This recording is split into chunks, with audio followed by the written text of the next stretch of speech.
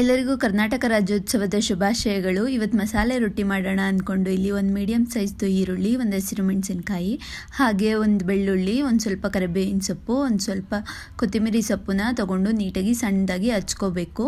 ಎಷ್ಟು ಸಣ್ಣದಾಗುತ್ತೋ ಅಷ್ಟು ಸಣ್ಣದಾಗಿ ಹಚ್ಕೊಳ್ಳಿ. ಆಮೇಲೆ ಮಿಕ್ಸಿಂಗ್ ಬೌಲ್ಗೆ ಹಾಕ್ಕೊಂಡು ಇಲ್ಲಿ ಸ್ವಲ್ಪ ಜೀರಿಗೆ, ಸ್ವಲ್ಪ ಉಪ್ಪನ್ನ ಹಾಕ್ಕೊಂಡು ಮಿಕ್ಸ್ ಮಾಡ್ಕೊತಿದ್ದೀನಿ. ಇಲ್ಲಿ ರೊಟ್ಟಿ ಹಿಟ್ಟನ್ನ ಹಾಕ್ಕೊಂಡು ಅದಕ್ಕೆ ಸ್ವಲ್ಪ ರವೆ ಹಾಕೋತಾ ಇದ್ದೀನಿ. ಇನ್ ಕೇಸ್ ನೀವೇನಾದರೂ 2 ಕಪ್ ರೊಟ್ಟಿ ಹಿಟ್ಟನ್ನ ತೊಗೊಂಡ್ರೆ ಒಂದು ಅರ್ಧ ಕಪ್ ಅಷ್ಟು ರವೆನ ಹಾಕೋಬೇಕಾಗುತ್ತೆ. ರೊಟ್ಟಿ ಹಿಟ್ಟನ್ನ ಹೇಗೆ ಮಾಡೋದು ಅಂತ ಇನ್ನೊಂದು ವಿಡಿಯೋದಲ್ಲಿ ಹಾಕಿದ್ದೀನಿ, ನೋಡಿ ಮಾಡ್ಕೊಳ್ಳಿ. ಇದನ್ನು ಚೆನ್ನಾಗಿ ನೀಟಾಗಿ ಮಿಕ್ಸ್ ಮಾಡ್ಕೋಬೇಕು. ಇಲ್ಲಿ ತವಾನ ಕಾಯಕ್ಕೆ ಇಟ್ಟಿದ್ದೀನಿ. ಇಲ್ಲಿ ಸ್ವಲ್ಪ ನೀರು ಹಾಕ್ಕೊಂಡು ಮಿಕ್ಸ್ ಮಾಡ್ಕೊಳ್ಳಿ ಚೆನ್ನಾಗಿ. ಇಲ್ಲಿ ರೊಟ್ಟಿನ ತಟ್ಟೋಕ್ಕಿಂತ ಮುಂಚೆ ಎಣ್ಣೆ ಮತ್ತು ನೀರನ್ನ ಹಾಕ್ಕೊಡ್ತಾ ಇದ್ದೀನಿ, ಬಿಕಾಸ್ ರೊಟ್ಟಿ ತುಂಬ ಚೆನ್ನಾಗಿ ಅಗಲವಾಗಿ ಬರುತ್ತೆ, ಹಾಗೆ ಅದು ತಳ ಹಿಡಿಯಲ್ಲ. ನೋಡಿ ಇಲ್ಲಿ ತೊಡ್ತಿರೋ ಥರ ಹಾಕೊಂಡು ತೊಟ್ಕೊಳ್ಳಿ.